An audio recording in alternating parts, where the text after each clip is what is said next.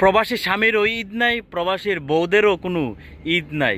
তাদের ঈদ বলতে কোনো কিছু নাই, কারণ দুইজন যে থাকে দুই দেশে। প্রবাসীর বউর ঈদ তো সেদিনই হয় যেদিন তার প্রিয় স্বামীটাকে সে কাছে পায়।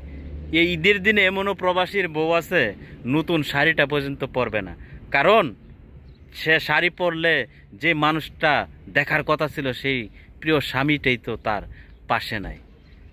একজন প্রবাসীর বউ বলতে পারে যে ঈদের দিনটা সে কিভাবে পার করে, কত কষ্ট নিয়ে, কত যন্ত্রণা নিয়ে। আর ওই দিক দিয়ে প্রবাসী স্বামীর ঈদ তো তখনই শেষ হয় যখন ঈদের নামাজ শেষ হয়, কারণ তার ঈদ বলতে কোনো কিছু নাই, কারণ তার প্রিয় বউটাই তো তার পাশে নাই, তার প্রিয় সন্তানগুলা যে তার পাশে নাই। প্রবাসীর বউ, প্রবাসীর স্বামীর ঈদটা যে কত কষ্ট যন্ত্রণার মধ্যে কাটে একমাত্র যারা প্রবাসী এবং প্রবাসীর বউ তারাই বলতে পারে, তাছাড়া কেউ বলতে পারবে না এবং তাদের এই কষ্টটা বুঝতেও পারবে না।